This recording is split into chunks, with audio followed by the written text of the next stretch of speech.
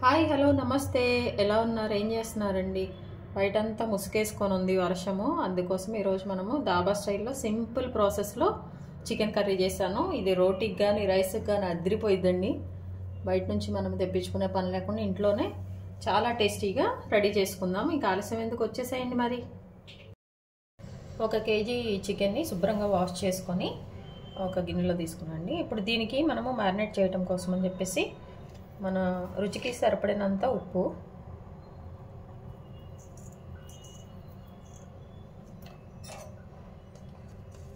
అలాగే కారపొడి 2 table spoons ఒకవేళ మీరు ఎక్కువ తినే వాళ్ళైతే ఇంకొక టేబుల్ స్పూన్ యాడ్ చేసుకోండి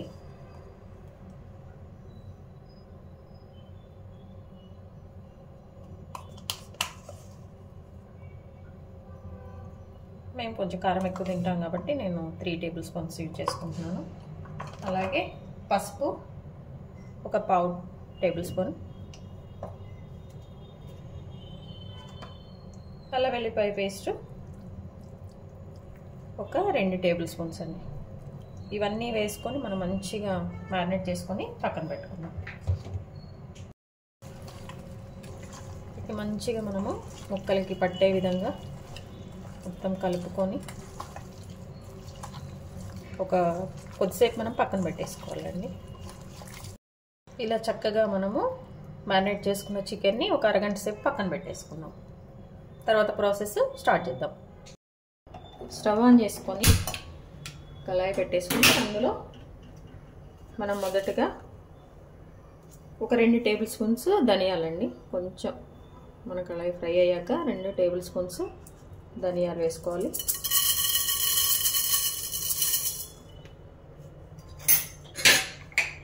తర్వాత మిరియాలు ఒక 12 మిరియాలండి 10 నుంచి 12 వరకు మనము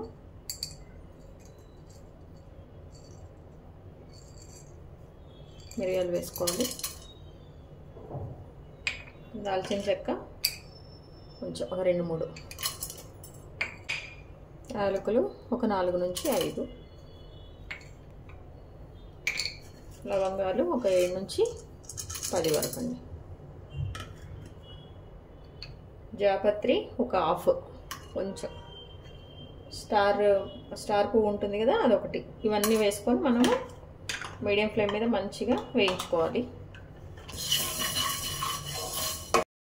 ఈ వేయించుకున్నవన్నీ కూడా చల్లారే వరకు మనము వేరే బౌల్లో పక్కన పెట్టుకోవాలండి ఇవన్నీ ఏంటంటే మన మసాలా పౌడర్ కూరలో యాడ్ చేసుకునే మసాలా పౌడర్ అండి దానికోసమని ఇవన్నీ వేయించుకొని మనం పక్కన పెట్టుకున్నాం ఇప్పుడు ఒక టేబుల్ స్పూను మనము ఆయిల్ వేసుకోవాలండి నేనైతే నాన్ వెజ్కి పల్లి ఆయిల్ యూజ్ చేస్తాను చాలా టేస్ట్ వస్తుంది చాలా బాగుంటాయండి నాన్ వెజ్కి మనం రెగ్యులర్గా మామూలుగా ఈ ఆయిల్ అన్నీ యూజ్ చేస్తాము ఫ్రీడమ్ అలాంటివి దీనికోసం అయితే కొంచెం పల్లి ఆయిల్ యూజ్ చేస్తే ఆ టేస్ట్ బాగుంటుంది నెక్స్ట్ ఇందులో ఆయిల్ కొంచెం ఫ్రై అయిన తర్వాత మంచిగా ఆయిల్ కొంచెం వేడైన తర్వాత హీట్ అయిన తర్వాత మనము కట్ చేసి పక్కన పెట్టుకున్న ఆనియన్స్ ఒక కప్ అండి ఇవి మంచిగా మనం వేయించుకోవాలి ఈ నూనెలో ఇది చక్కగా మన కూరకి గ్రేవీ వచ్చే ఐటమ్ అండి కొంచెం మాడకుండా జాగ్రత్తగా మనము వేయించుకోవాలి ఇవి కొంచెం వేసిన ఒక 2-3 నిమిషాల తర్వాత మనము జీడిపప్పులు అండి జీడిపప్పులు ఏంటంటే ఒక 4 నుంచి 5 మనం తినేవాళ్ళు కొంచెం ఎక్కువ వేసుకోండి మంచిగా ఇవి కూడా కలుపుకుంటూ ఒకసారి తిప్పుకోవాలి ఇప్పుడు ఒక మీడియం టమాటా అండి ముక్కలుగా కట్ చేసుకున్నవి ఇవి కూడా వేసేసుకోవాలి అన్నీ కొంచెం పచ్చివాసన పోయే వరకు మనము వీటిని వేయించుకోవాలి మంచిగా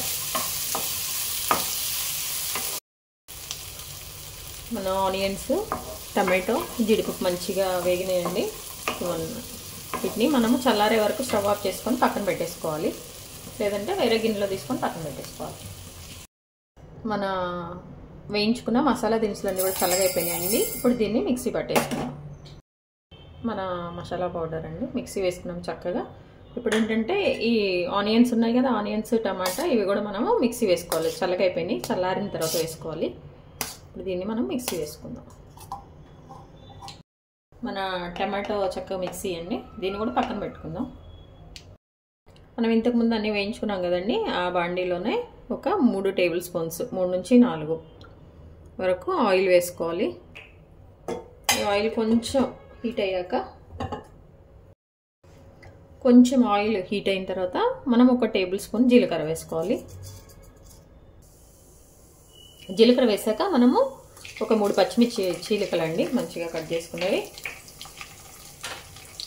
అవి వేసుకున్నాక మన బిర్యానీ ఆకులు బే లీఫ్ ఉంటుంది కదా, అవి ఒక 2 నుంచి 3 వేసుకొని కొంచెం వేగాక మనము ఇవి కొంచెం ఫ్రై అయిన తర్వాత మనము మొదటిగా మిక్సీ వేసి పెట్టుకున్నాం కదా ఆనియన్, టమాటో, ఈ ప్యూరీ అంతా కూడా ఇందులో వేసుకోవాలి.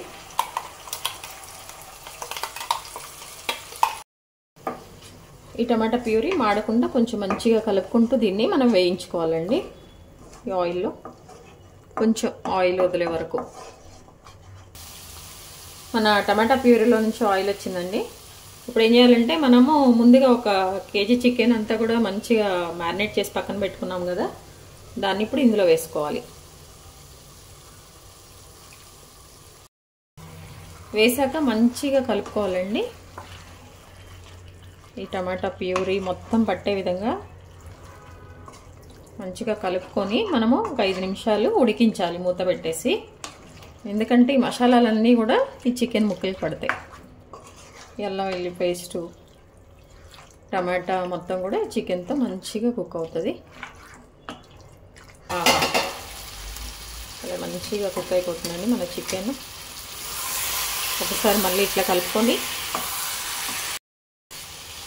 మంచిగా కలుపుకొని ముందుగా మనము ఈ పౌడర్ ఉంది కదండి మన మసాలా పౌడర్, దీన్ని కూడా వేసేసుకొని మళ్ళీ మంచిగా కలుపుకొని ఇంకో మసాలా అంతా కూడా అన్ని ముక్కలకి స్ప్రెడ్ అయ్యే విధంగా మనం మంచిగా కలుపుకోవాలి. దాబా చికెన్ అండి, దాబాలో వెళ్ళి తినకుండా ఇంట్లో చక్కగా అందరం చేసుకొని మంచిగా టేస్టీగా చపాతీకి కానీ రైస్కి కానీ దేనికైనా చాలా బాగుంటుంది. ఇప్పుడు ఒక 2 నిమిషాల నుంచి 3 నిమిషాలు మూత పెట్టి ఉడికిద్దాం. ఇప్పుడు మూత తీసుకొని ఒకసారి కలుపుకొని ఇప్పుడు మనకి ఎంత వాటర్ కావాలో అంత వాటర్ మనం యాడ్ చేసుకోవాలండి.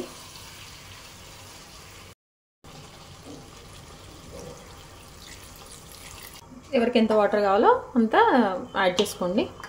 ఇది నాన్స్ కానీ దేనికైనా బాగుంటుందండి. కొంచెం గ్రేవీగా ఉంటే బాగుంటుంది కాబట్టి ఈ వాటర్లో, లేదంటే ముక్క మునిగే వరకు వాటర్ పోసుకొని మంచిగా ఒక 5 నుంచి 10 నిమిషాలు వదిలేయాలండి.